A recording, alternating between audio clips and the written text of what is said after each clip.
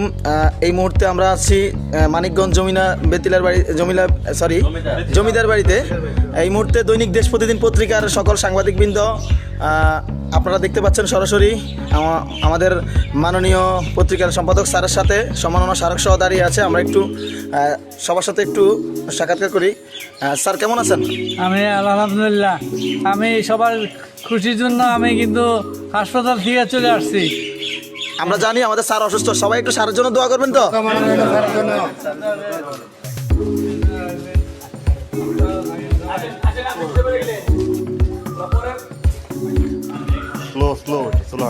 তো দর্শক, আমরা এই মুহূর্তে আছি মানিকগঞ্জে বেতিলা জমিদার বাড়িতে। আপনারা দেখতে পাচ্ছেন দৈনিক দেশ প্রতিদিন পত্রিকার পেজ থেকে সরাসরি দেখতে পাচ্ছেন। এখানে আমাদের দৈনিক দেশ প্রতিদিন পত্রিকার সম্পাদক যার মাধ্যমে আজকের এই দৈনিক দেশ প্রতিদিন পত্রিকা এই পর্যন্ত এসে দাঁড়িয়েছে।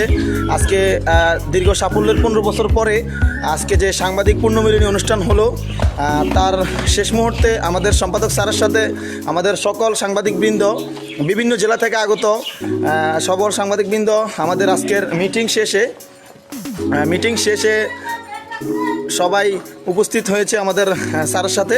আপনারা দেখতে পাচ্ছেন সরাসরি আমাদের স্যার হেঁটে আসছে সকল সাংবাদিকবৃন্দের সাথে। আমরা যদি একটু কথা বলি, বেসিক্যালি আমরা একটু যাচ্ছি। আপনি কোথা থেকে আসছেন? আমি তো চট্টগ্রাম থেকে আসছি। আপনার নাম? আমার নাম হচ্ছে এম এ হাকিম, আমার প্রতিনিধি। ধন্যবাদ। আপনি? মানিকগঞ্জ থেকে আব্দুল মতিন। আপনার নাম? আব্দুল মতিন। আপনার পদবী? সাংবাদিক। আচ্ছা, ধন্যবাদ। আমরা একটু ভাইয়ের কাছে যাই। আপনার নাম?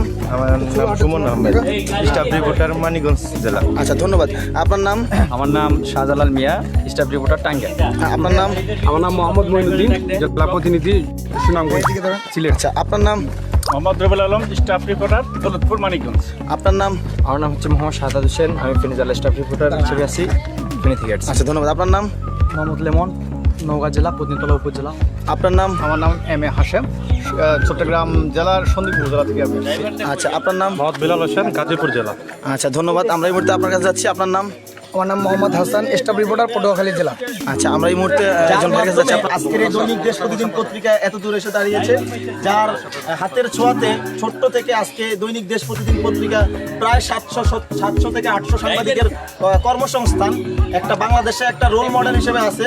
বিভিন্ন পত্রিকা আমরা বাংলাদেশে দেখি, কিন্তু দৈনিক দেশ প্রতিদিনের মতো সুন্দর নাম এরকম পত্রিকা আমরা খুব কমই দেখি। তো স্যার কেমন আছেন? স্যার আলহামদুলিল্লাহ, আপনাদের সুখের জন্য আমি কিন্তু হাসপাতাল থেকে চলে আসছি সবার সাথে মিলতে হওয়ার জন্য। সবাই দোয়া করবেন, ভালো থাকবেন। আমাকে ডাক্তার কথা বলতে রাগ করতে, তারপরেও কি করলাম।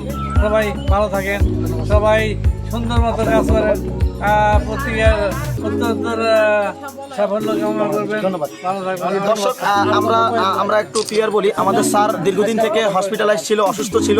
তিনি এত অসুস্থতার ভিড়েও আমাদের আজকের এই সাংবাদিক সম্মেলনে উপস্থিত হয়েছে একমাত্র আমাদের জন্য। নতুন সাংবাদিক ভাই যারা আছে আমাদের এখানে, তাদেরকে ভালো কিছু শিক্ষা দেওয়ার জন্য আমাদের মাননীয় সিও স্যার সহ ওনার পরিবারবর্গ সহ সবাই উপস্থিত হয়েছে। তো দর্শক, আমি এই মুহূর্তে দৈনিক দেশ প্রতিদিন পত্রিকার পেজ থেকে মারুফ আলম, স্টাফ রিপোর্টার